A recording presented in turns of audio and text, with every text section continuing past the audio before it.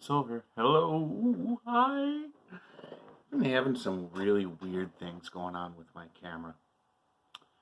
Not quite sure what that was all about. So this is actually going to be my second take. Um, so welcome. I'm Brian. You are Chords and Notes Nation. And together we are going to be listening to Tears for Fears, Closest Thing to Heaven. Last attempt, I didn't get very far into it, so still technically first listen, technicality. Anyways, welcome, and it's just me and the music and you. That's it. Raw, honest, and unedited video. All right, let's roll. And still having connectivity issues, so that'll help, I guess, with staying in compliance with rules and regulations as far as pausing and talking and listening. Here we go.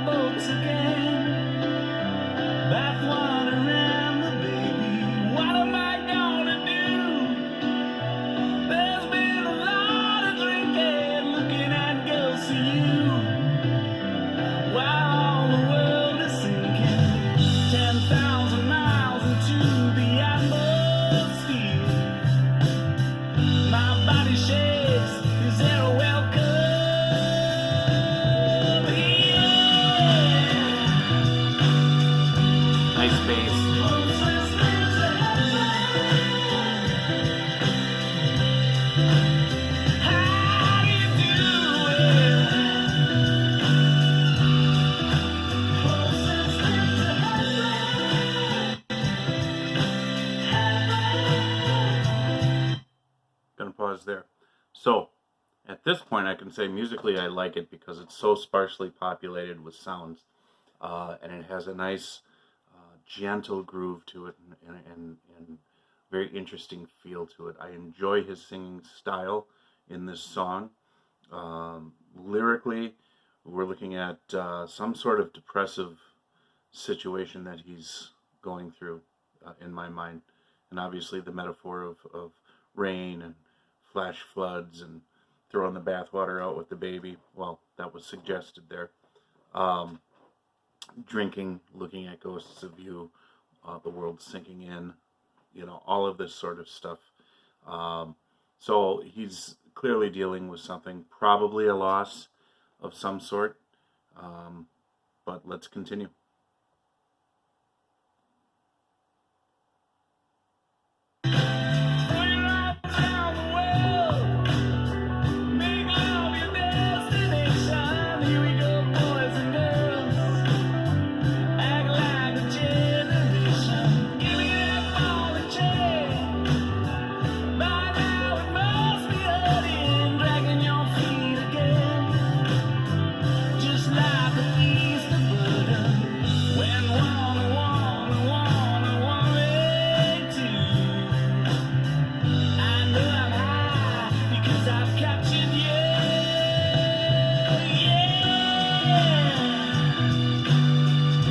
God, I like that bass.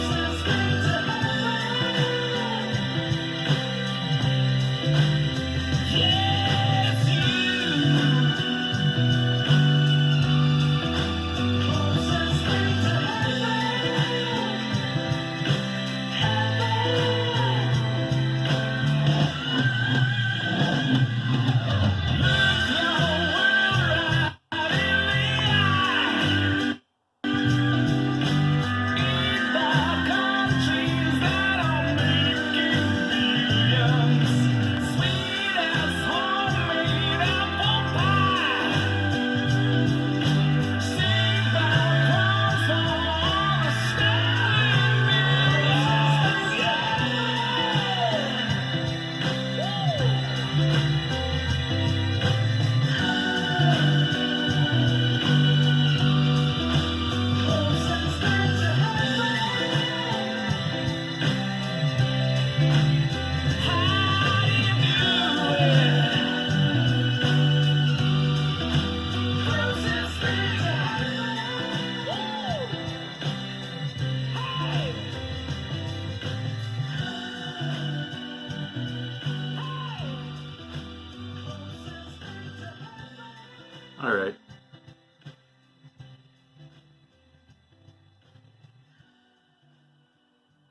All right. Okay. So that is from their, looks like their 2004 album, Everybody Loves a Happy Ending. Um, okay. So the first grouping of, the first verse kind of to me started talking about this depressive state. Um, and then the second verse about throwing your arms around the world, make love your destination, sort of this imparting some sort of wisdom to the next generation, basically, because it says, here we go, boys and girls, act like a generation. And then this starts to get a little interesting. Give me that ball and chain, by now it must be hurting. So, wanting to take burdens off of others, dragging your feet just like a beast of burden, when one and one and one make two. Now I'm high because I've captured you. Some of that's kind of a little bit abstract. I'd have to spend a little more time really thinking about it, but this is just initial impression, right? And then the next verse, look the world right in the eye. So take on the world. Eat the countries that are making billions. Sweet as homemade apple pie. Eat them like they're sweet as homemade apple pie. The countries that are making billions, the really successful countries, save the crumbs of that apple pie, of that success for all the starving millions. So kind of a metaphorical look at how the hierarchy of things in this world is, from the lens of 2004 when they made the song. I mean, that was like 16 years ago, so still had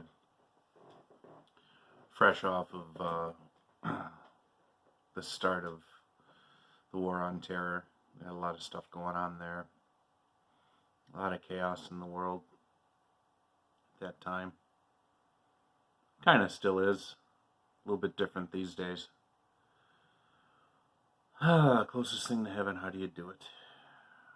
So kind of pondering about that. Yeah, I mean, this is a good song. I mean, musically, it was really nice. I enjoyed the backdrop. That it was just so well done musically, and I enjoyed the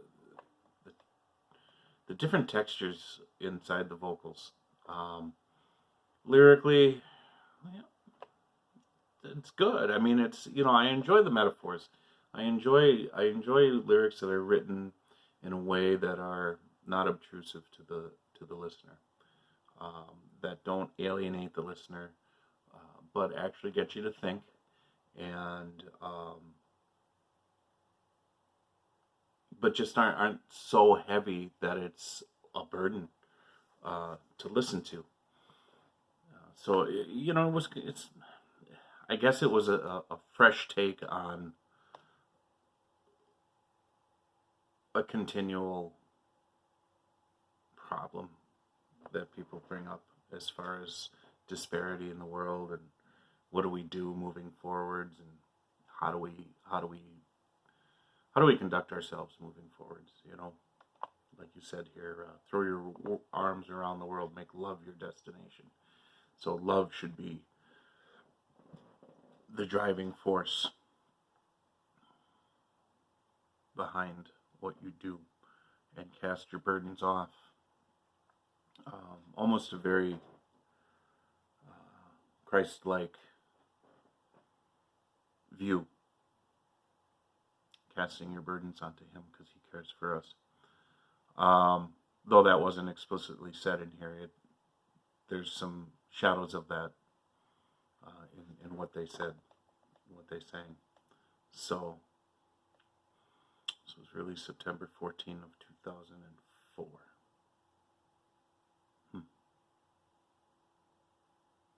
It's interesting. It's a band that I don't know a lot about. Obviously, some of their big hits back in the 80s. Everyone Wants to Rule the World is the one that stands out to me. There's others, but that one has always stood out to me. And it's kind of nice to know that they're at least up until this point, 2004, that they had continued creating music. So, yeah, pretty good song overall. I'm interested in looking deeper into their musical repertoire. So, if you guys have any more suggestions from Tears for Fears, I'll definitely look into it. Other than that, be well, stay well, God bless, and I will talk to you soon.